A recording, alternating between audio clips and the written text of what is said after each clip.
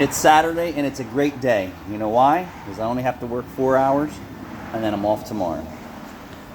On the repair shelf here, on the repair lift here, is an ACURA. It's got excessive front end noise, 150,000 miles. Sway bar links are worn out. What do you think wore out the sway bar links? Struts. Customer is not going to go for the struts today. They're just going to do the links.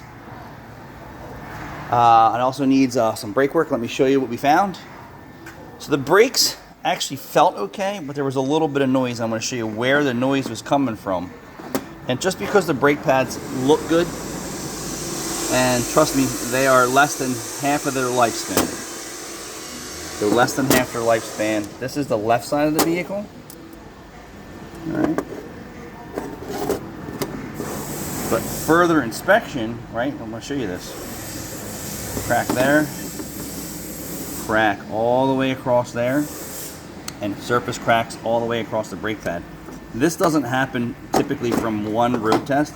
This typically happens from an aggressive driver constantly, and as the brake pads get thinner, they can't take the abuse that the driver's putting on the vehicle. So let's just look at this brake pad here, right? You're going to see very minimal cracks. I'm going to point them out to you. Crack there, and you got some surface cracks over there. See it? And this brake pad is actually the thickest brake pad, and we're going to move over to the next thickest brake pad. And that little bit of difference between this brake pad and this brake pad, take a look at the cracks. See the crack right down the middle, and then another crack right next to that one, and then surface cracks all the way across the material, and in here. So that's the right front. Let's go to the left front. Brake pads are actually thinner than the right side. Pressure crack right through the middle. Heat and pressure, right? So that's them driving the car hard. And then over here, and that's the outboard brake pad. You can see by the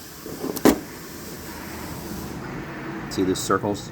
Sorry, this is the outboard brake pad. Did I mix them up? I did. All right, so inboard brake pad, inboard brake pad, outboard brake pad. All right. Sorry. So we do have lower friction material on the driver's side than we do the passenger side. And we have the same pressure cracks on the outboard brake pad, and you can tell by the markings from the caliper.